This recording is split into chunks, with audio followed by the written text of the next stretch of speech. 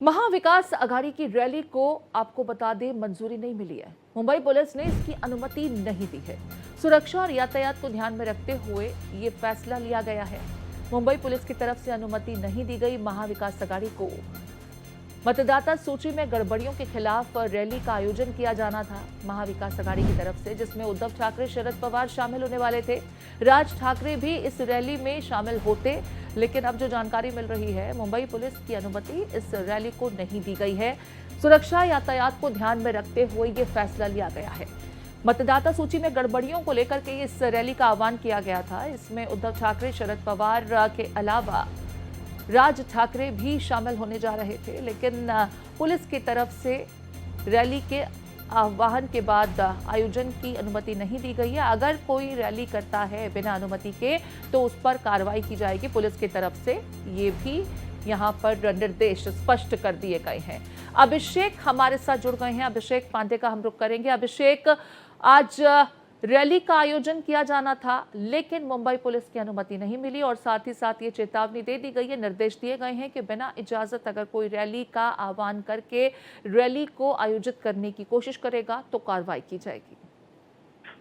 बिल्कुल, देखिए, एक बड़ी रैली आज विपक्ष के जरिए महाराष्ट्र के सारे विपक्षी नेता एक साथ आएंगे और मुंबई में ये बड़ी रैली की जाएगी। इलेक्शन कमीशन के खिलाफ ये पूरी रैली थी और आज चूंकि शनिवार का दिन है और ऐसे में आज ऑफिसेस खुले रह सकते हैं कई, इसलिए यातायात को ध्यान में रखते हुए और सुरक्षा कारणों से मुंबई पुलिस ने इस रैली को आधिकारिक तौर पर मंजूरी नहीं दी है। लेकिन सूत्रों की माने तो विपक्ष इस रैली पर अड़ा हुआ है और अगर परमिशन नहीं भी मिलती है तो भी ये पूरी रैली की जाएगी, जिसके लिए तैयारियां हो चुकी हैं और दोपहर 1 बजे इस रैली की शुरुआत होगी, जब फैशन स्ट्रीट मार्केट से ये रैली निकलेगी और वहां से होते हुए मेट्रो सिनेमा सर्कल से होते हुए वीटी यानी सीएसटी तक जाएगी, जो महानगर पालिका के सामने एक स्टेज बनाया जा रहा है, जहां से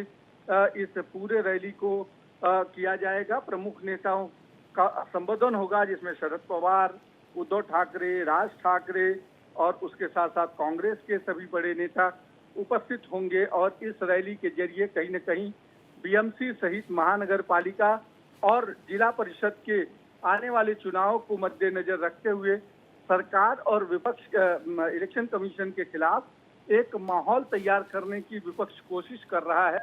हालांकि पुलिस ने परमिशन नहीं दी है, लेकिन विपक्ष इस रैली को करेगा, जिसके लिए विपक्ष ने तैयारियां की है और पूरे महाराष्ट्र भर के अलग अलग हिस्सों से लोगों को बुलवाया गया है, ताकि इस रैली की भीड़ देखकर सरकार को और इलेक्शन कमीशन को इस बात को पुनर्विचार करना पड़े कि जो इलेक्शन 31 जनवरी के पहले कराने के सुप्रीम कोर्ट के निर्देश हैं, उसको 6 महीने आगे बढ़ाया जाए, जो विपक्ष की मांग है। और साथ ही साथ महाराष्ट्र के भीतर एसआईआर शब्द तो नहीं दिया, लेकिन फिर से पूरा मतदाता सूची का निरीक्षण करने की बात जरूर विपक्ष ने उठाई है कि इसमें बहुत सारे नामों को बढ़ाया गया है, बहुत सारे कटे हुए नामों को फिर से जोड़ा गया है, मृतक नामों को जोड़ा गया है।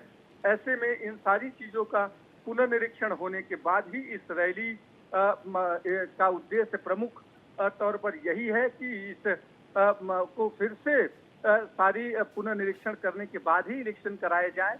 विपक्ष को आशंका है कि जैसे विधानसभा चुनाव में राहुल गांधी आरोप लगाते रहे हैं कि अचानक वोटिंग लिस्ट में नाम बढ़ाए गए और उसके कारण बीजेपी की सरकार यहां पर बनी है, तो उसको रिवीजन किया जाए और उसके बाद ही चुनाव कराए जाए महानगर पालिका या जिला परिषद के। बहुत शुक्रिया अभिषेक, विस्तार से तमाम जानकारियां साझा करने के लिए।